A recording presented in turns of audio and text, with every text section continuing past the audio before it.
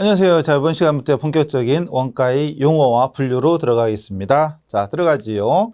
자, 규제 12쪽입니다. 4번의 원가 관련 용어. 이제 본격적인 용어가 시작돼요. 용어는 이제 당연히 익혀야죠. 항상 모든 과목의 공부 시작이 용어 익히기죠. 자, 먼저 원가 대상. 앞으로 이제 원가 대상. 이런 것도 문제로 많이 나옵니다. 대상이 뭐냐? 원가 대상은 원가를 측정하고자 하는 활동이나 항목으로서 원가 집적 대상이라고 한다. 집적되는 게 아니라 집적, 모을 집자, 집합, 집계 이런 뜻이에요. 원가를 모으는 대상.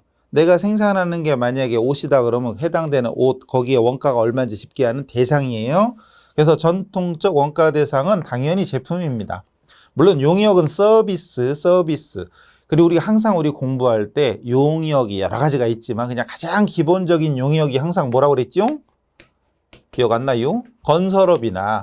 건설업이나 음식, 숙박, 숙박 이런 것들이 숙박업 이런 것들이 대표적인 용역입니다. 그러니까 우리는 그냥 흔히 그냥 제품이라고 하시고 공부할 때는 제품 그래도 되고 용역이 계속 따라붙어요. 재화 또는 용역. 자, 전통적 지금까지 우리가 특별한 그냥 뭐 어쨌든 원가회계 공부할 때는 보통 그냥 원가 대상, 원가를 집계하는 대상은 제품별이다, 제품. 내가 생산하는 제품별로 원가를 집계하는 거죠. 당연한 거잖아요. 내가 컴퓨터를 만든다 그러면 컴퓨터 원가. 컴퓨터 데스크탑이냐, 노트북이냐. 그럼 데스크탑에 들어가는 원가 얼마냐? 노트북에 들어가는 원가 얼마냐? 예를 들어서 데스크탑 요즘은 뭐 일체형이라고 치면 일체형에 들어가는 모니터하고 노트북에 들어가는 모니터하고 같은 건가요? 패널이 같은가? 아마도 아니겠지요? 아닐 거예요, 아마도. 요즘 데스크탑도 이렇게 또, 커브형이죠? 어쨌든 좀 달라요, 아무래도. 그래서, 그럼 각각 여기에 투입한 원가가 얼마인지 집계를 해야 된다. 그게 원가 대상입니다. 제품별. 복사하기, 가전제품, 여객운송 등등. 그리고 부문이라고 이제 몇 시간 지나면 나옵니다. 부분이 아니라 부문이에요. 장소입니다, 장소. 이건 나중에 배웁니다, 조만간. 그리고 원가도 그렇듯이 예를 들어서 진짜 생판 처음 배웠다 그러면 부문이 뭐지? 제조부문, 보조부문, 뭐다냐? 혹시나 기본 원가 회계를 배웠다. 전산세무 1, 2급 정도 배웠다. 그러면 딱 봐도 그냥 뭐 굳이 볼 것도 없이 그냥 제품이다, 부문이다 그러면 아는 거잖아요. 근데 못 배운 사람, 아직 안 배운 사람, 못 배운 사람은 저게 뭐다냐 이렇게 되는 거죠. 짜증낼 필요 없어요. 그냥 때가 되면 하는구나. 일단 지나가라 이거죠. 지나가면 몇 시간 뒤에 부문에 대해서 하지 말래도 이 부문에 대해서 1시간 내내 떠들어야 돼. 그러니까 그때 가면 자연스럽게 되니까 처음부터 나는 무조건 100% 이걸 소화하고 가야 되겠다. 그 마음을 버리면 돼요. 100%가 어딨어. 5번 해도 100%가 안 될 수도 있어요. 그러니까 일단은 구경한다 생각하고 그냥 쭉쭉 넘어가세요. 그러다가 돌아와서 2회독, 3회독 할 때 하셔도 됩니다. 어쨌든 전통적 원가 대상에는 제품과 부문이 전통적인 거고 이제 요즘은 다양한 프로젝트. 요즘 프로젝트라고 하죠. 고속철도. 저는 뭐 차 안 끌고 다녀요. 전 기사들이 있어서 고속버스 기사 또는 SRT 기사분들이 계셔가지고 저는 편하게 다녀요. 근데 예를 들어 SRT가 이제 지금 이제 항상 개통되고 열심히 다니고 있지만 몇 년 전에는 공사 중이었잖아요. 근데 그 공사를 만약에 철길이다 그러면 선로를 놓으면 그 공사를 담당하는 회사들이 있잖아요. 그럼 그 프로젝트예요. 어디서부터 어디까지. 아니면 지하철이다. 지하철 몇 호선, 무슨 구간, 몇 킬로. 이런 그 프로젝트입니다. 그리고 국제공항 또는 월드컵 경기장 아니면 야구 돔구장 프로젝트입니다. 그 프로젝트. 한화 이글스 돔구장이 아니구나. 야구장 새로 만들기로 했거든요. 돔이 아니네, 근데. 어쨌든 야구장 새로 만들기로 했다. 그럼 그 프로젝트예요. 그 야구장. 한화 이글스 파크 야구장. 프로젝트라고 합니다. 그 프로젝트를 완성하는 데 들어가는 원가가 얼마냐. 집계하는 거죠. 또는 활동. 나중에 되게 중요할 거예요. 액티비티. 활동별로. 무슨 활동. 이거 외우면 망하는 거예요. 이거 외우는 거 아니에요. 그냥 이런 것도 있구나. 작업, 조립 작업, 세정 작업, 포장 작업 등등. 또는 교육 훈련 프로그램, 무슨 뭐 방송 프로그램 또는 공장 전체를 하나로 할 수도 있고 어쨌든 이렇게 대상은 여러 가지가 있을 수 있고 전통적으로는 그냥 제품이나 부문이라고 했었다. 그리고 이제 앞으로는 프로젝트, 활동 이런 식으로 원가 대상이 많아졌다. 다양해졌다. 교재 계속 보십니다. 13쪽입니다. 가로 2번 원가의 집합. 아까는 대상, 지금은 집합. 뭐는 거죠? 원가 대상. 이 원가 대상이 당분간은 그냥 제품이라고 하자고요. 그냥. 어차피 우리 가장 기본적인 건 원가 대상의 가장 기본은 제품별이에요. 제품별로. 자, 직접적으로 추적할 수 없는 간접비를 모아둔. 요거 잘 보세요. 이게 뭐지? 직접 원가랑 간접 원가는 잠시 후에 뒤에서 또 신나게 할 거예요. 좀 이따 할 거예요. 일단은 지금 여기서 뺄게요. 직접적으로 추적할 수 없는 간접비, 간접 원가를 모아둔 걸 원가 집합이라고 합니다. 집합. 그랬다가 나중에 뿌려줘요. 근데 그건 뒤에서 합니다. 잠시 후에 해요. 여기네, 여기 같이 나올 겁니다. 그래서 여기 집계된 원가는 둘 이상의 대상, 제품에다가 배분 나눠줘야 됩니다. 나눠줘야 될 공통 원가입니다. 여러분 친구랑 둘이 술 먹으러 갔어. 술 신나게 부어라 마셔라 했어. 술값 어떻게 내냐? 야, 우리 n분의 1로 내자. n분의 1. 어떤 사람은 어제 그거 나오던데. 쇼트랙 곽윤기 선수. 알뜰하던데요. 그래서 네 명이 차 끌고 자기 차로 가서. 그래서 주차 요금이 나왔네. 1,000원. 그걸 n분의 1로 4분의 1에서 250원씩 내라. 훌륭하죠? 배분, 공통원가. 1,000원인데, 야, 네 명이 같이 내자. 이거죠. 밥, 만 원 내면 못 먹나? 10,000원 먹으려면 김밥 먹어야 되나? 어쨌든, 그럼 10만 원 합시다. 술 먹었으니까 10만 원, 그 4명이 n분의 1. 알죠? 그게 공통원가. 10만 원. 그걸 나눠야 돼요. 배분해야 됩니다. 원가 대상, 제품별로. 그리고 배분 나왔네. 배분. 뒤집으면 분배. 1어로 하면 뿜빠이. 그죠? 요즘 그런 얘기 아니죠. 그냥 n분의 2죠. n빵. 예, 어쨌든 원가 배분이란 원가 집합에 집계된 간접비, 간접원가, 간접비를 일정한 배부 기준. 이건 나중에 배웁니다. 또 하지 말래도 이거 가지고 1시간 동안 할 거예요. 원가 배부 기준에 따라 원가 대상, 제품별로 배분 나눠주는 것이다. 아니면 술값을 둘이면 둘, 넷이면 넷이 n분의 1로 하든지 어떻게 하든지 나눠 갖는 겁니다. 나눠 갖는 게 아니라 나눠서 내는 거죠. 어쨌든 나누는 걸 배분이라고 합니다. 배분. 자, 여기 잘 보세요. 원가 부과가 있고 추적이 있고 대상이 있죠. 이 대상이 이제 제품이라고 생각을 했죠. 자, 여기는 이제 앞으로 뒤에서 다시 할 겁니다. 14페이지에 또 나와요. 지금부터 다시 14페이지, 15페이지에 또 계속 해야 됩니다. 자, 하다 보면 직접비가 있고 간접비가 있어요. 직접 원가가 있고 간접 원가가 있습니다. 여기 영화사야. 영화 제작사야. 영화 제작사인데 필름. 자, 필름은 생각해 보세요. 영화를 2개 찍고 있습니다. 산과 함께. 신과 함께 아니에요. 산과 함께. 산을 좋아하는 사람들의 얘기예요. 여기는 아이언맨이야. 영화를 2개를 제작하고 있어요. 자, 근데 필름은 산과 함께 촬영 현장으로 가는지 아이언맨 여기로 가는지 구분할 수 있죠. 추적이 가능하지요. 이 영화 필름을 여기 산과 함께 찍었다가 그 필름 가지고 여기다 또 찍고 이러진 않을 거 아니에요. 구분이 되는 거죠. 배우. 여기 출연하는 배우랑 여기 출연하는 배우가 똑같지 않잖아요. 동시에 찍을 수는 없잖아요, 한 사람이. 난 영화 5개 찍은 거 아닌가? 어쨌든 일반 상식적으로는 동시에 같이 할 수 없습니다. 그런데 이제 카메라의 감가상각비. 그래서 카메라가 여러 대가 있어. 한 대로 촬영하는 게 아니잖아요. 그럼 카메라는 만약에 제가 주로 가는 여기 현장이 있겠죠. 야, 이 카메라 몇 번 카메라 이건 어디로 가라 이렇게 하겠지만 예를 들어 중간중간에 사정이 있어도 카메라는 바뀔 수도 있어요. 그잖아요. 카메라는 왔다 갔다 할 수도 있어요. 또 카메라도 여러 가지가 있잖아요. 여러 가지인데 뭐라고 말을 할 수가 없네. 어쨌든 방송국의 카메라, 영화 필름 카메라, 그것도 큰 거 작은 거 다 여러 가지가 있어서 어쨌든 한 대만 찍는 건 아니란 말이죠. 왔다 갔다 할 수 있어요. 이런 것들이라든가 아니면 홍보라든가 아니면 이제 중간에 드라마에도 많이 보셨죠? 조명팀. 조명 같은 거, 판넬 이런 것도 역시 하나만 하는 게 아니라 왔다 갔다 할 수도 있어요. 이런 건 추적이 어려워. 이런 건 배분해야 돼요. 직접비는 직접 추적해서 배분해야 되고 간접 원가는 어디에 얼마 갔는지 모르니까 우리가 알아서 우리가 나눠줘야 돼요. 어쨌든 추적을 하든 나눠주든 해서 여기에 투입한 결론은 직접원가, 간접원가. 여기에 투입한 직접원가, 간접원가를 집계해야만 제대로 된 원가가 나옵니다. 어쨌든 직접원가랑 간접원가, 직접비와 간접비가 이제 다시 설명이 될 겁니다. 자, 그래서 앞으로 계속 나올 거예요. 직접원가, 간접원가, 그리고 원가 배분. 중요한 건 원가 대상, 원가 집합, 그리고 원가 배분 이런 단어, 용어 우리 시험에 그대로 나오기도 합니다. 꼭 기억하셔야 돼요. 그래서 지금 원가 대상, 원가 집합, 원가 배분 구체적인 좀 이따 다시 하지요. 그 다음 원가 행태. 행태. 이거 앞으로도 계속 나옵니다. 엄청 나옵니다. 원가 행태. 조업도. 조업도 이 말도 계속 나옵니다. 조업도 수준의 변동에 따라. 용어 설명이라고 했는데 참 어렵네. 왜? 조업도는 좀 이따 해야 나와. 그 뒤에 또 나오거든요.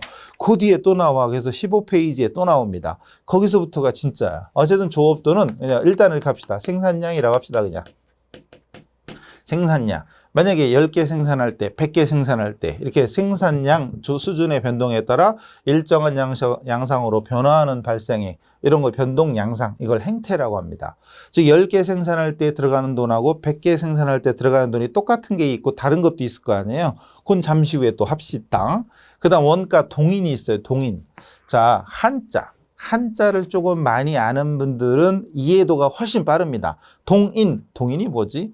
동은 운동할 때 동자고 인은 원인할 때 원인, 인자입니다. 동인. 그러니까 원가가 발생하는 원인이에요. 원가가 발생하는 원인을 원가 동인이라고 합니다. 원가 동인은 원가 대상인 총원가의 변화를 유발시키는 요인, 원인을 원가 동인이라고 합니다.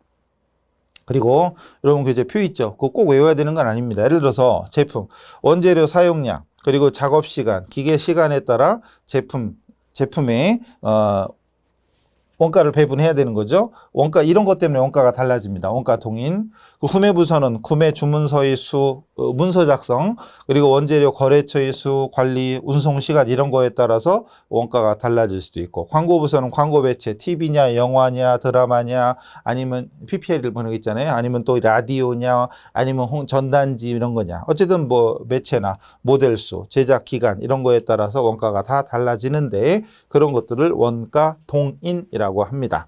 어쨌든 이 용어도 좀 이따 그 뒤에 거 먼저 듣고 다시 보시면 될 거예요. 넘어가요. 그 다음에 조업도 또 나왔시요? 그 위에 조업도 있었는데, 그죠?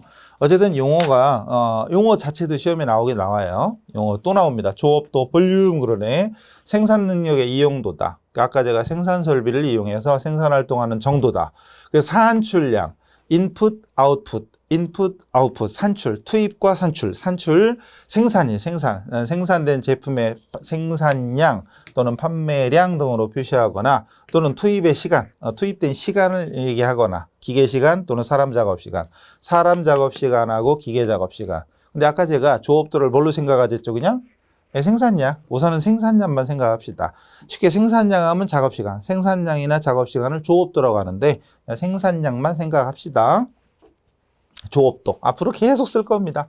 계속 얘기할 거예요. 그러니까 말 배우기.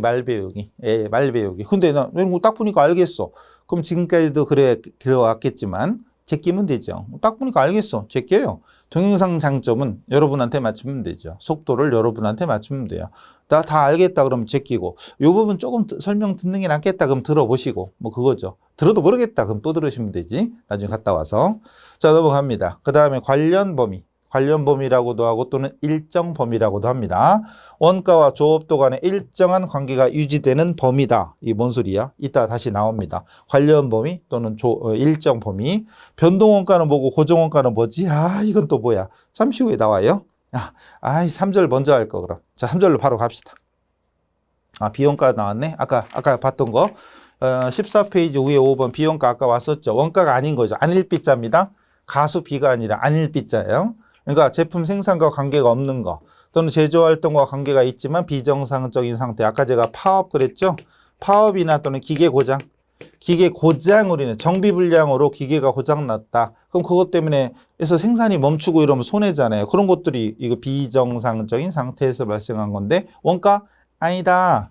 그 다음 기업 목적과 상관없는 이 뭔 소리냐. 예를 들어서 우리는 컴퓨터 제조업이야. 컴퓨터 제조업인데 사장이 골프채 사고 아니면 차 슈퍼카라는 거 있죠. 슈퍼카 10억짜리 차 사고 이런 거는 원가냐? 전혀 상관없잖아요. 컴퓨터 생산하는 거랑 골프채랑 무슨 상관이 있어. 개인 취미하는 거고 원가 아니라는 거죠. 기업의 목적과는 상관이 없는 이런 뜻이고. 자, 이제 본격적으로 진짜 중요한, 물론 지금까지 용어도 중요해요. 근데 용어가 지금부터 나오는 거랑 또 반복되기도 하고 이걸 듣고 나서 보면 그게 그거구나 하는 것도 있을 겁니다. 넘어가죠. 여기서부터 본격적으로 자 앞으로 우리 원가회계를 책임지는 기본 뼈대 용어가 됩니다. 자, 먼저 원가의 분류 중에 1번 발생 형태에 따라, 즉 원가의 3요소. 우리 3자 좋아하잖아요. 항상 3세판 3. 그리고 중요한 건 자, 재료원가, 노무원가, 제조경비, 재료비, 농업비, 제조경비, 재료원가, 노무원가, 제조경비. 자, 원가를 진짜 생판 처음 들었다. 그래도 딱 보면 대충 알지 않을까요? 무슨 제품을 만들든 제품 만드는 데는 재료가 들어갑니다. 재료비, 재료에 사용되는 것, 재료비. 만약에 제가 면 뽑는 기술자야, 면. 손짜장, 손짜장, 숯하면. 근데 밀가루인가? 밀가루가 있어야 면을 뽑을 거 아니에요. 그런 게 재료비고. 농업비는 인건비죠. 노무비, 노무원가, 인건비. 그다음 경비는 뭐 집세라든가 전기요금, 수도요금 이런 광고비 이런 것들이 경비죠. 이건 뭐 더 설명 안 드려도 알겠지요? 또 조금 추가적인 내용들 책에 있으니까 참고하시고요. 중요한 건 시험에 이렇게 나올 수도 있어요. 발생 형태에 따라 분류 어떻게 나눠지냐? 그러면 재료원가, 노무원가, 제조경비 이렇게 물어볼 수도 있고, 반대로 재료원가, 노무원가, 제조경비는 뭐에 따른 분류냐? 뭐에 따른 분류냐? 발생 형태에 따른 분류다. 이렇게 거꾸로 물어볼 수도 있어요. 그러니까 제일 좋은 건 읽으셔야 돼. 물론 나는 한 번만 봐도 다 외워요. 그럼 외우시든가. 근데 굳이 그렇게 안 해도 좋으니 또박또박 읽기라도 하면 집중력도 높아지고, 그리고 시험 문제도 술술 자연스럽게 풀 수 있습니다. 자, 두 번째 엄청 중요한 겁니다. 제품의 추적 가능성에 따라 원가 집계 방법에 따라 직접 원가와 간접 원가. 앞에 있었죠. 직접 원가와 간접 원가. 아까 앞에 있던 거 13쪽에 가로 3번 원가 배분 이쪽과 같은 내용입니다. 잘 보세요. 직접비는, 직접 원가는 직접비, 직접 원가 같은 얘기입니다. 문제에 따라서 어떤 문제는 직접비, 어떤 문제는 직접 원가 같이 나와요. 엉딩이나 방딩이나 같은 겁니다. 직접비, 직접 원가. 자, 얘는 특정 제품에 개별적으로 발생한 원가다. 해당 제품에 바로 집계한다. 부과. 특정 제품에 개별적으로. 뭔 얘기야? 잠시 후에 다시 한번 보충 설명드리고 넘어가요. 간접비. 간접원가는 간접원가는 여러 종류의 제품에 공통적으로 발생한 원가다. 그리고 얘를 적절한 배부 기준에 해서 할당, 배부한다. 그리고 자, 원가 중에 직접비와 간접비가 있고, 직접비는 직접 추적해서 부과. 예를 들어서 여러분이 자동차 가지고 계세요? 그럼 여러분이 자동차가 있으면 1년에 그래서 한 번인가? 어쨌든 한 번 나라에서 여러분한테 딱 오죠. 김 땡땡님, 이 땡땡님, 당신 소유 차가 몇 cc짜리 무슨 차가 있으니 재산세 얼마를 내세요. 자동차세지 참. 자동차세 내세요라고 콕 집어서 부과하죠. 재산세를 부과, 자동차세를 부과하죠. 그죠? 국가에서 콕 집어서 얼마 떼라 이거죠. 제품별로, 사람별로 집어서.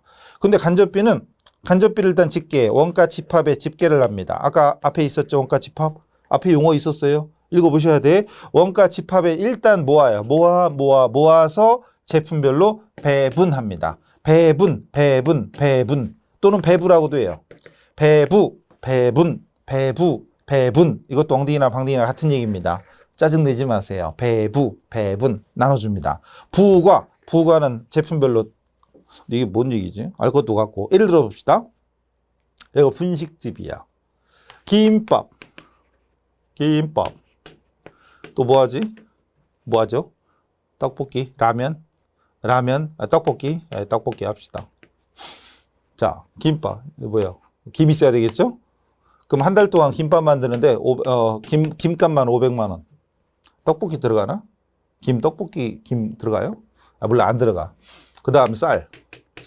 김밥에 한 달에 3천만 원어치 썼어. 떡볶이에 쌀 들어가나요? 쌀떡볶이? 나 우리 밀가루 할 거야. 안 들어가. 그죠? 계란 들어가죠. 김밥에 계란 들어갑니다. 직접 만든다고 해요. 요즘 김밥집에는 계란 지단도 다 와요. 시키면 와요. 그래서 그거 넣기만 하면 돼. 넘어가고 어쨌든 계란값도 만약에 1,200만 원 들어갔어. 근데 여기 들어가죠. 떡볶이에 계란 항상 있죠. 여기는 만약에 2천만 원 들어갔어요. 이건 양쪽에 다 들어갔네. 또 뭐 없나? 여기 떡볶이에 뭐 들어가지? 뭐 들어가요? 왜 아까 밀가루였지? 밀가루가 있어야지. 밀가루. 김밥에 밀가루 들어갈 일 없죠 아마? 여긴 있을 거야, 그죠? 여기는 많겠죠. 아무래도 여기는 3,500만 원. 숫자에 의미 두지 마세요. 숫자가 의미 있는 게 아니고. 넘어가다가 자, 집세, 임차료. 자, 이게 제품이죠. 제품입니다. 그럼 조금 아까 얘들은 무슨 제품에 얼마치 사용했다, 무슨 제품에 얼마치 사용했다 지금 알 수 있는 거죠. 추적이 가능한 거죠. 그럼 눈치 빠른 분들은 아, 이게 직접 원가구나. 그죠? 자, 집세, 전기료. 자, 집세가 한 달에 1,200만 원이에요. 맞다. 한 달에 1,200만 원이야. 근데 이 집세가 김밥 집세 있고 떡볶이 집세 있나요? 저 이번 달에는 김밥 집세만 낼게요. 말이 돼요? 저 사장님, 건물주님, 이번 달에는 떡볶이 집세만 낼게요. 좀 이상하죠? 이거 아니잖아요.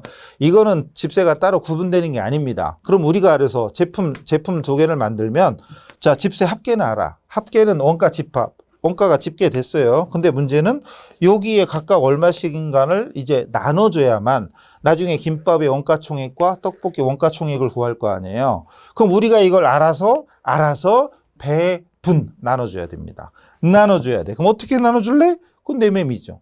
나 반띵 할 거야. 그럼 600, 600.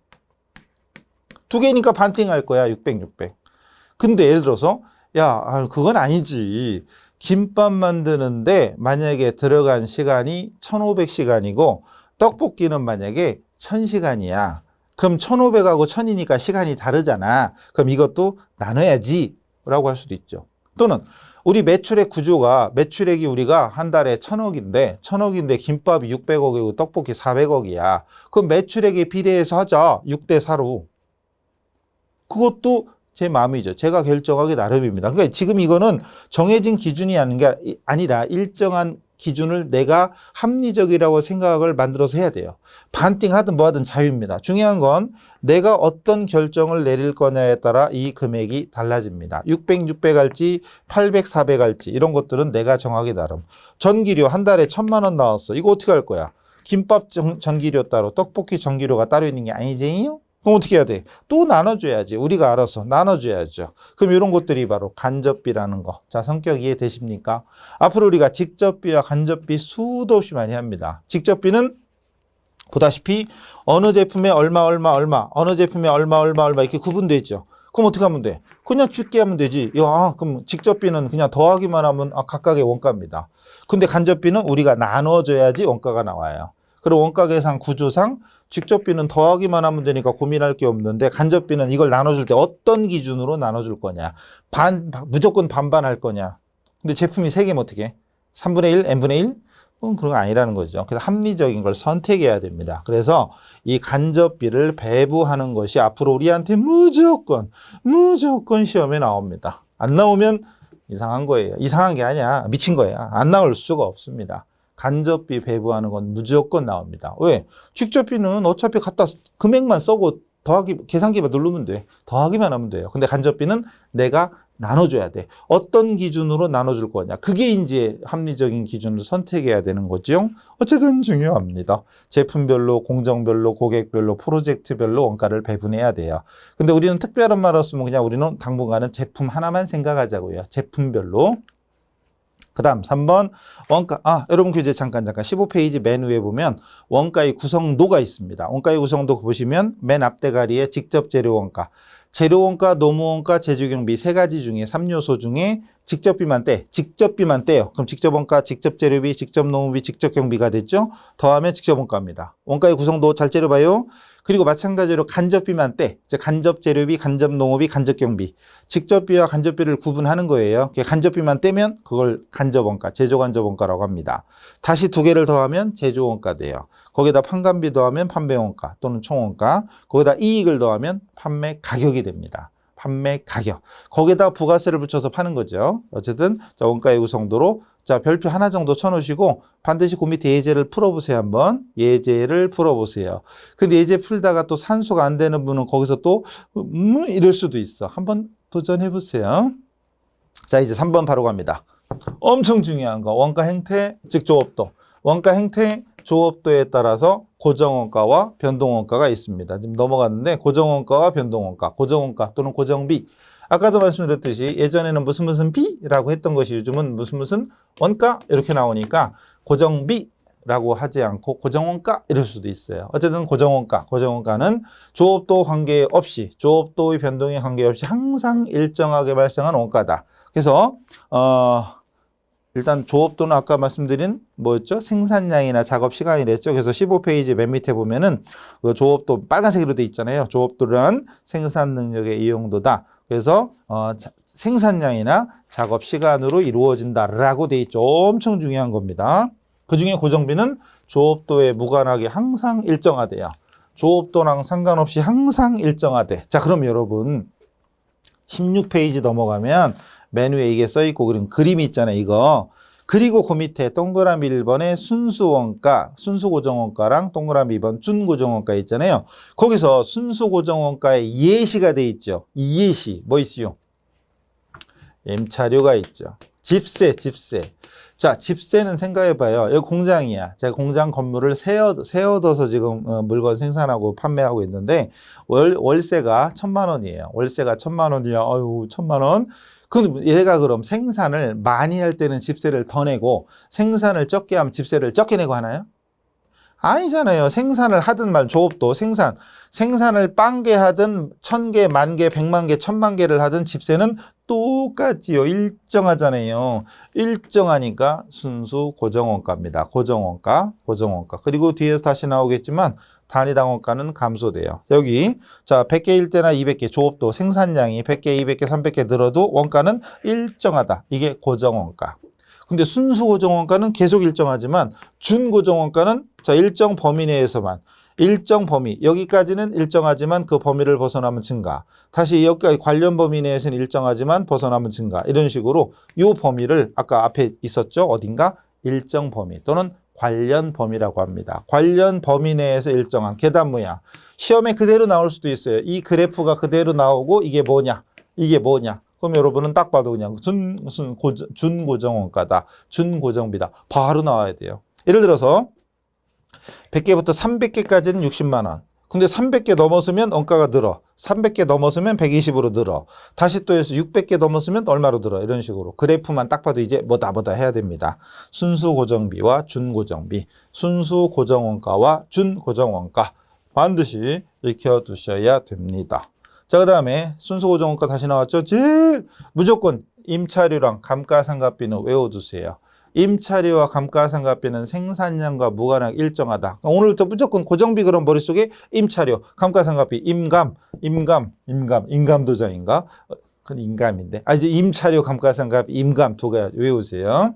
그 준고정원가. 자, 특정 범위, 일정 범위 내에서는 일정하지만 특정 범위를 벗어나면 증가한다. 계단 모양이다. 계단식, 계단 모양. 그리고 감독자 급여, 포장지. 기억하세요. 감독자 급여. 만약에 제가 하루 종일 열심히 돌아다녀도 예를 들어서 감독할 수 있는 인원 만약에 100명 또는 기계 100대. 100대까지는 내가 관리할 수 있다. 근데 120대, 130대는 내가 죽었다 깨어나도 못해요.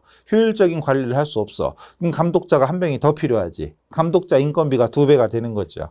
또 포장지가 만약에 칠판만 한 건데 이 포장지에서 내가 제품을 포장해서 내보내야 되는데 하나당 만약에 만약에 20개를 할 수 있다. 포장 한 장에 제품을 20개 포장할 수 있다.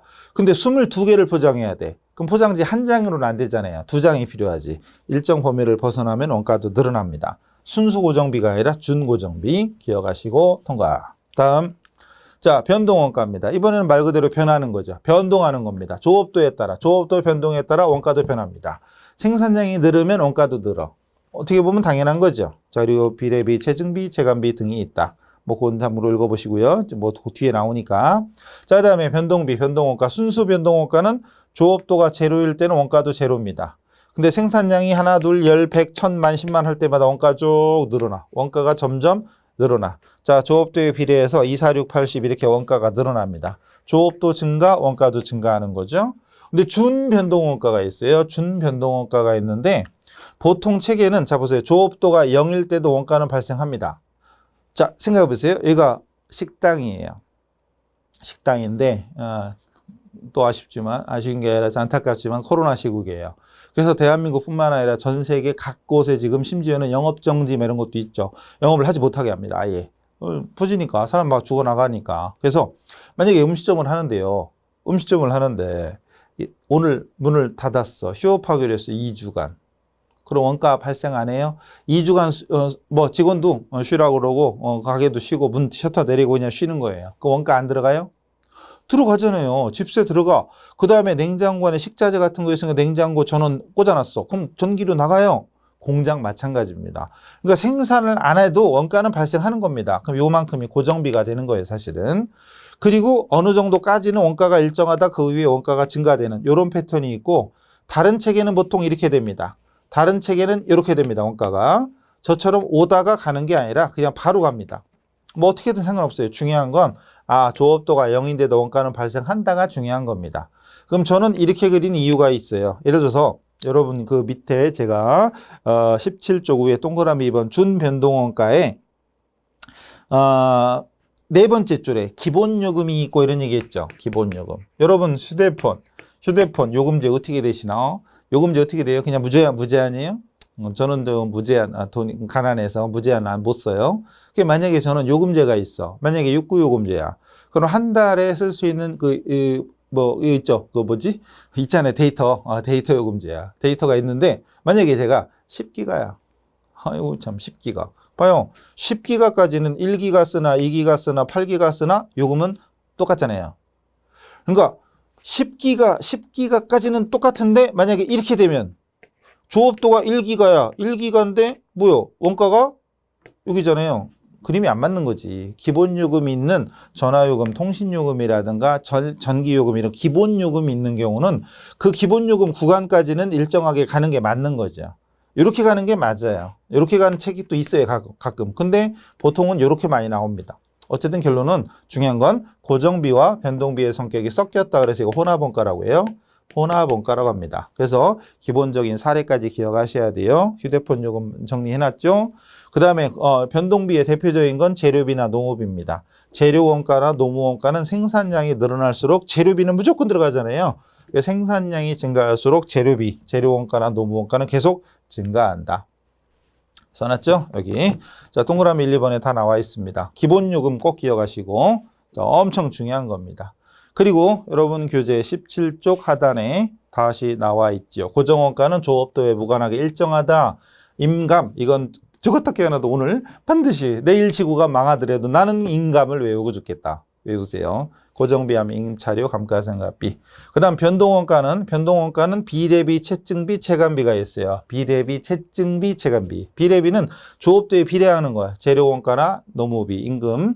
그 다음에 채증비는 조업도가 증가하는데 원가는 더 많이 증가하는 거죠. 체증, 할증, 근무 외 작업수당, 야근, 특근, 휴일날 하는 거, 특근 이런 것들은 기본임금의 2배 이렇게 되잖아요. 달라지죠. 이런 것들은 똑같은 1시간에도 원래는 시간당 10,000원인데 이건 15,000원 되는 거죠. 이런 식으로 20,000원 되는 거잖아요. 이렇게 체증, 할증이 붙는 건 채증비고, 반대로 체감비는 감소라고 생각하시면 안 돼요. 감소가 아니에요. 여러분 그래프가 있는데 17쪽 위에 그래프가 있는데 이런 거죠. 자, 이게 비례비라면 가면 갈수록 늘어나는 건 채증비고, 체감비는 이겁니다. 원가가 줄어들진 않아요. 원가는 계속 늘어. 계속 느는데 문제는 점점 둔화되는 폭이 줄어드는 거죠. 이렇게 여러분 차 타고 다니시나 대중교통, 지하철이나 아니면 지하철 생각합시다. 기본요금이 있죠. 기본요금 얼마지? 지하철 요금 카드로 해서 얼마 나가지도 몰라. 어쨌든 1,200원 합시다. 1,200원이야. 근데 만약에 1구간, 그 구역이 있잖아요. 구역. 어디까지는 1구간 요금인데 그 역을 하나라도 벗어나면 요금이 늘어나죠. 그럼 1,200원, 2,400원 되나? 아니잖아요. 1,200원 다음에 1,400원, 그럼 1,500원 이런 식으로 조금 늘어나잖아요. 전체적으로는 계속 늘어나는데 증가되는 폭이 둔화되는 게 체감비입니다. 꼭 외워야 되는 건 아니에요. 자, 그래서 고정원가와 변동원가는 무조건 완전히 완벽하게 소화해 놓으셔야 되고, 비례비, 채증비, 체감비는 그냥 참고만 하셔도 됩니다. 자, 여러분 교재 17쪽입니다. 또 친절하게 이것도 써놨어. 자, 다시 고정원가. 고정원가는 이게 X축이 조업도입니다. 고정원가, Y축이 원가예요. 자, 조업도에 무관하게 항상 일정한 거죠. 그런데 단위당 원가, 단가는 감소됩니다. 당연하죠. 저기 숫자 그 16페이지 하단에 있는 것처럼 만약에 100개일 때 60만 원이야. 나눠보면 단가는 20만 원이네 참. 지금 뭐 하죠? 고정비하고 있나? 메뉴에 그럼 16페이지 메뉴에 100개일 때 60만 원, 200개도 60만 원, 300개도 60만 원. 그럼 나눠보면 단가는 100개일 때 60만 원이면 6천 원. 그 다음 3천 원, 2천 원, 1,500원 이렇게 점점 줄어들잖아요. 꼭 외워야 돼요. 그래서 고정원가는 총원가는 일정하지만 단위당 원가, 단가는 감소합니다. 반비례하는 거죠. 조업도는 증가하는데 단가는 줄어드니까 조업도는 증가하는데 단가는 감소하니까 반비례. 조업도가 반대로 감소하는데 단가는 증가하니까 반비례죠. 반비례입니다.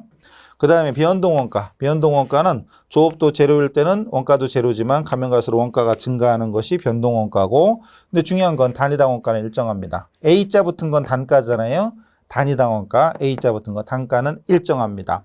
자, 예를 들어서 16페이지 하단에 그 순수 변동원가 보면 100개일 때 20만 원, 200개 40만 원, 300개 60만 원이잖아요. 나눠봐요. 나눠보면 100개일 때 20만 원이면 단가 2천 원, 200개 40만 원도 나눠보면 단가 2천 원, 단가는 일정합니다. 단위당 원가는 일정하게 발생하는 거. 그래서 여기 변동원가는 자, 총원가는 증가합니다. 비례합니다. 그 다음 단위당 원가 단가는 일정합니다. 이 그래프 꼭 외워야 돼요.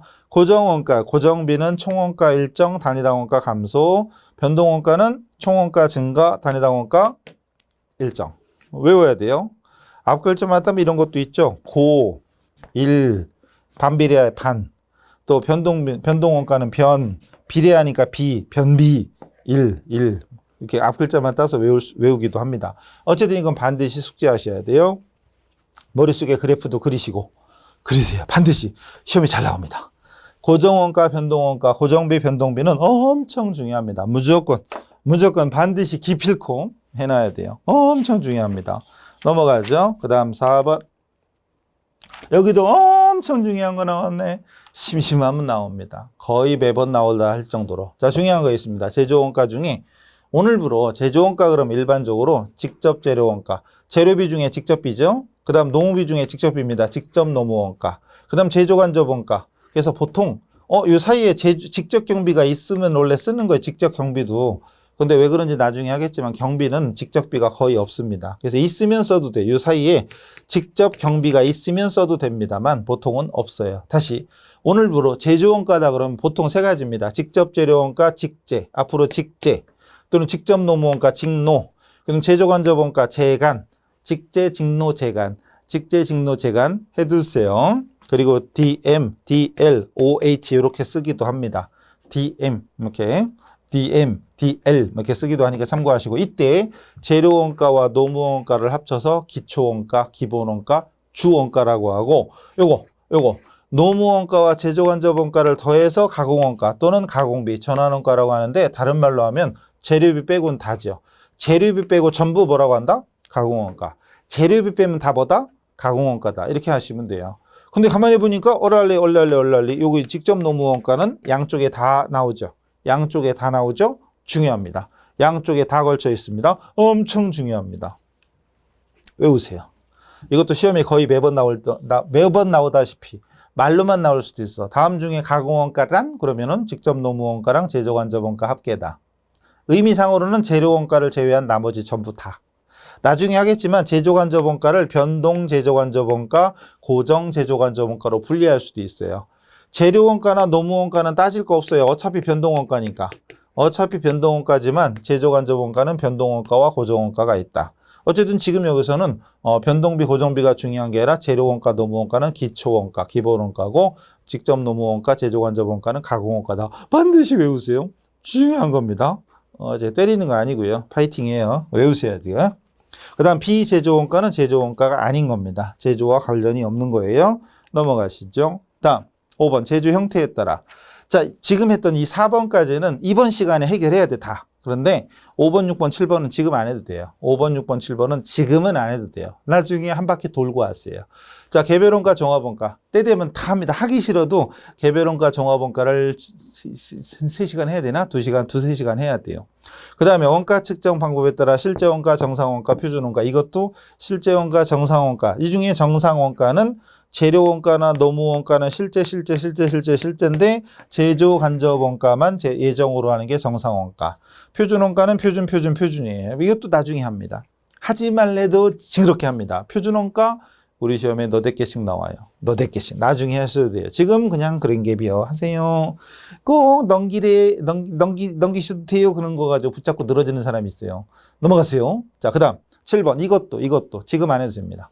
지금 안 해도 됩니다. 전부원가, 변동원가, 흡수원가, 직접원가. 엄청 중요해. 특히 이 중에 변동원가, 우리 시험에 매 시험 서너 개씩 나옵니다. 매 시험 서너 개씩 나와요. 중요한 겁니다. 근데 지금 안 해도 돼요. 지금 해봤자 머리만 아파. 정신건강에 해로워요. 안 하는 게 나아. 대신 나중에 읽어보시면 당연한 겁니다. 자, 일단 종류니까 써놓은 거예요. 종류니까 써놨는데 요 내용은 뒤에서. 그러니까 우리 공부할 때 항상 모든 게 순서가 있고 순리가 있어요. 순서가 있는데 그걸 무조건 그냥 할 수는 없잖아요. 일단 뒤에서 이런 걸 배우고 나서 보면 당연한 거다. 공부할 때 중간에 막히는 게 있다고 해서 열받으면 안 돼요. 그냥 그런가 보다 하고 제꼈다가 빨리 끝까지 갔다 오셔야 됩니다. 중요한 겁니다. 중요한데 나중에 합시다. 자, 근데 8번. 자, 여기까지 하고 이제 8번까지 하면 일단 끊었다 갈 겁니다. 좀만 참으세요. 자, 의사결정과의 관련성에 따라 이건 중요합니다. 그 중에 기회비용, 기회원가 중요합니다. 기회비용 엄청 중요해요. 이것도 심심하면 나옵니다. 그리고 메모론가, 이거 두 개. 기회비용과 메모론가, 이 두 가지는 시험에 심심하면 나옵니다. 예를 들어 봅시다. 주식으로 해볼까요? 갑자기 잠이 깨죠. 그새 졸고 있었죠. 다 보여. 조는 사람 안 돼요. 빨리 서설에도 듣고 자꾸 말로 따라하고 책을 읽어야 돼. 가만히 앉으면서 맨날 이러고 있지 말고요. 아니 뭐 몇 분 되지도 않았는데 벌써 이러고 있으면 안 돼요. 어쨌든 주식이라고 합시다. 원가가 만약에 100만 원짜리야. 근데 이거를 여러분이 고민 중이에요. 의사결정하려고 그래. 그냥 팔어? 그냥 그럼 좀 이상한가? 매각. 아니면 보유할까? 지금 팔면 아이씨 떨어졌어. 주가가 지금 팍팍 빠지고 있어요. 지금 전 세계 주가가 막 90만 원이래. 근데 보유하게 되면 어떻게 될지 모르잖아요. 자, 그럼 여러분 이 의사결정, 내가 지금 시점에서 팔면 90만 원, 10만 원 손해봐. 어쩔 수 없다. 그냥 팔자. 하든지 아니면 일단 버텨. 아유, 언젠가 나아지겠지 뭐. 주식이라는 게 도깨비 같아서 어떻게 될지 모르니까 버텨.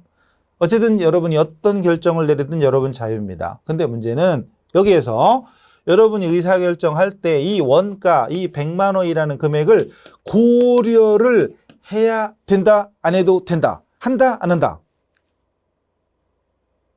가만히 있으면 안 돼요. 대답해야지. 해야 돼, 안 해야 돼? 당연히 해야지요. 라고 하면 틀려요. 안 하는 겁니다. 안 하는 겁니다. 오늘부터라도 지금부터라도 꼭 기억하세요. 이거는 여러분이 아니 당연히 고려해야지 뭔 소리야. 이씨, 100만 원 샀는데 90만 원 팔면 10만 원 손해인데 에이씨. 그거는 나중에 결과적으로 손익계산하면 10만 원이 생기지만 여러분이 지금 의사결정할 때는 뒤돌아봐서 아무 필요 없어요. 예를 들어서 지금 여러분이 팔아버리든 아니면 앞으로 보유하고 있든 이 원가라는 건 변해요, 안 변해요? 안 변하지. 이미 지나간 일이에요. 지나간 일은 내가 오늘 내가 결정했다고 해서 과거가 변하지는 않잖아요. 고려할 필요가 없습니다. 공부도 마찬가지예요. 여러분 그런 사람이 있어요. 우리 시험은 뭐 1년에 시험이 6번이니까 이번 떨어지면 다음에 또 보지 뭐 이러면 되지. 근데 1년에 한 번짜리 시험이 있어요. 1년에 한 번짜리. 저도 세무공무원 강의할 때도 우리 친구들이 1년에 한 번밖에, 물론 이제 국가직 지방직 이런 게 있지만 1년에 한 번이 기본이. 근데 그래서 1년에 한 번 했는데 만약에 떨어졌는데 어떤 친구는 그래요. 떨어진 시점에 만약에 그 점수대가 있어요. 거기는 뭐, 커트라인 따로 있어요. 몇 점 이상, 이번에 합격점 몇 점이 돼. 커트라인이 있습니다. 근데 만약에 커트라인이 82점이었어. 근데 내가 지금 81점 맞았어. 1점 아깝네? 그럼 어떤 친구는 둘 중에 하나입니다. 조금 부족했다. 1점만. 조금만 하면 되겠네. 이런 친구가 있고 또 한 친구는 처음부터 다시. 기본서부터 다시. 이런 친구가 있어요. 누가 붙게요? 다음 시험에. 뻔하죠? 조금만 하면 되겠네. 못 붙습니다. 그 1점 차이가 얼마나 큰지를 공부해본 사람만 알아요. 어떤 사람은 2점 차이, 1점 차이로 떨어지면 좀만 하면 되겠네. 그러고 마음이 놓여. 그리고 공부 안 해요. 재수, 삼수, 사수 가는 게 장학생, 오래 하는 장학생, 오래 하는 장학생이 되는 거예요. 근데 1점이 아니라 0점 몇 점 차이로 떨어졌어도 안 되겠다. 처음부터 제대로 해야지. 다시 시작하는 이런 친구가 합격합니다. 100%입니다. 지금까지 강의를 30년 해봐도 뻔한 겁니다. 특이한 건 이 친구는 강의 안 들어도 될 만큼 잘해. 근데 그 친구는 눈 한 번 그거는 거짓말이고 진짜 저하고 눈이 계속 마주칩니다. 집중을 하는 거죠. 끝까지.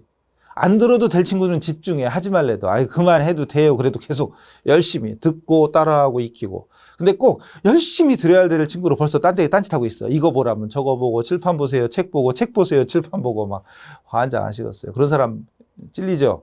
빨리 고쳐야 돼. 여러분 성격을 고치지 않으면 성과가 안 나와요. 해야 돼요. 자, 다시. 여러분이 어떤 결정을 내려도 원가는 변하지 않습니다. 결론적으로 고려할 필요가 없습니다. 여러분은 미래를 결정하는 거지 과거를 결정하는 게 아니잖아요. 지금 영화가 아니에요. 과거로 돌아가서 과거를 아니에요. 안 됩니다. 그래서 절대 고려해서는 안 됩니다. 자, 이걸 주식으로 했는데 제품으로 바꿔요. 제품으로 바꿔서 그냥 팔면 90만 원이고 자, 보유가 아니라 수리후, 이건 시험에 항상 나오는 겁니다. 수리후 판매다. 수리하면 10만 원 더 들어가고 대신 130에 팔 수 있어요. 그럼 여러분 이거예요. 이때 마찬가지입니다. 그냥 팔면 90만 원, 수리해서 팔면 뭐 비용 들어가는 거 생각하면 결론은 120이죠. 결론은 90에 팔 거냐, 120에 팔 거냐 결정해라. 이때 원가는 고려한다, 안 한다? 아직도 또 고려한다 그러면 안 된다니까요. 고려하지 않습니다. 저건 이미 엎질러진, 이미 지난 일이에요. 내가 어떤 결정을 내려도 과거는 안 바뀝니다. 따라서 이 과거에 발생한 이 원가가 바로 매몰원가, 매몰원가, 역사적 원가, 의사결정과 무관하다. 별표 9,987만 개 같은 별표 3개 쳐놓고 꼭 기억하세요. 그리고 기회비용이 바로 이겁니다. 이걸로 할까? 이걸로 할까? 어떤 것을 할까요?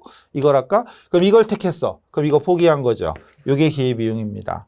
아니야, 이게 더 금액이 유리하잖아. 이걸로 할 거야. 그럼 이걸 택하면 이거 포기하는 거죠. 그럼 이게 기회비용입니다. 즉 하나를 택하면 하나는 포기해야 돼. 그럼 포기한 대안으로부터 얻을 수 있는 최대 효익, 그게 바로 기회비용입니다. 즉 항상 양자택일을 해야 돼. 물론 3개, 4개 의사결정이 있을 수도 있지만 2개라고 가정했을 때 하나를 택하면 하나는 포기해야 됩니다. 그럼 포기한 대안, 포기한 대안 여러 가지 중에 하나를 선택함으로써 다른 대체안을 포기했을 때 상실하게 되는 경제적 효익, 최대 효익을 화폐액으로 측정한 것이다. 지금도 여러분 공부하고 계시죠? 강의 듣고 계시죠? 박수를 보내드립니다. 박수를 열심히 하는 거. 여러분 미래를 위한 투자잖아요. 근데 만약에 이 시간에 공부 안 하고 나가서 술이나 먹고 친구라고 놀고 이런 걸 지금 포기하고 공부하고 있는 거죠. 최선이라고 선택한 것을 지금 행하고 있어요. 근데 그 대신 포기한 것들 있죠. 그게 바로 기회비용이에요. 그럼 기회비용보다 내가 지금 하는 것이 더 성과가 좋아야 되는 거죠. 당연한 거죠. 기회비용과 매몰원가, 매몰원가와 기회비용 엄청 중요합니다. 별표 9,870만 개 같은 별표 쳐놓으시고 2가지는 정리하시고요. 넘어가서 차액원가, 이건 크게 중요하진 않은데 나중에 또 합니다. 여러 가지 대체안이 있을 때 1안, 2안, 3안이 있는데 1안으로 할 때의 금액과 2안으로 할 때 금액 이런 것들이 서로 차이가 나야 돼요. 그래야 내가 의사결정하죠. 어떤 게 유리한지. 관련원가, 의사결정과 관련이 있다 없다. 관련이 있는 게 관련원가, 관련이 없는 게 비관련원가. 자세한 건 나중에 합니다.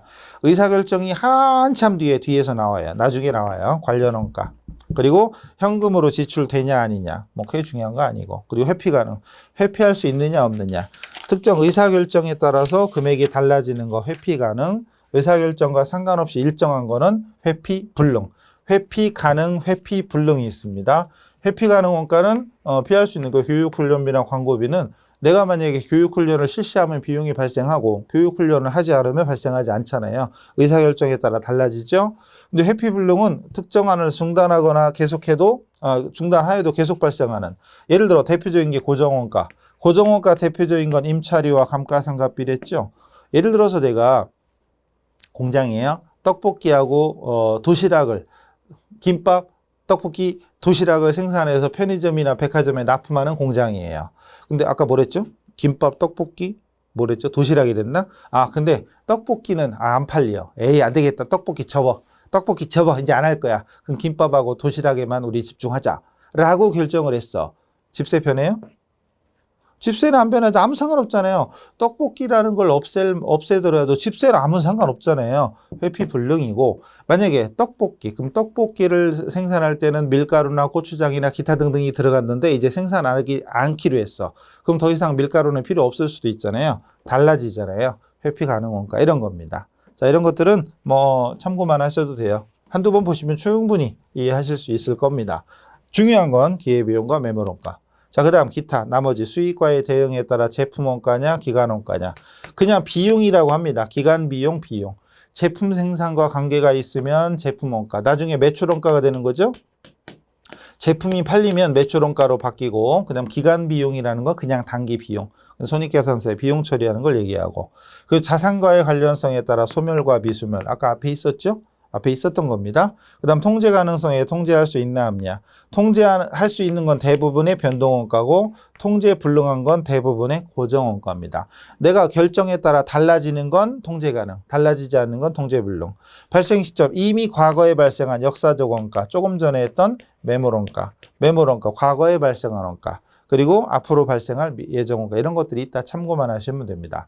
그래서 원가 관련된 용어들을 했는데 정말 중요한 거 특히 재료비, 농업비, 경비, 재료원가, 노무원가, 경비, 제조경비는 말할 것도 없고 기본, 그리고 직접원가와 한접원가, 고정원가와 변동원가, 그리고 기초원가와 가공원가 이런 것들, 그리고 기회비용과 매물원가 이런 것들은 정말 진짜 정말 억수로 중요한 거니까 반드시 숙지하시기 바랍니다. 자, 여기까지 해서 기본 용어를 마치고 이제 3절, 제2장부터 원가 흐름이라고 중요한 게 또 이어집니다. 자, 심호흡하시고, 한번 복습 한번 살짝 한 다음에 다음 시간에 뵙겠습니다. 수고하셨습니다.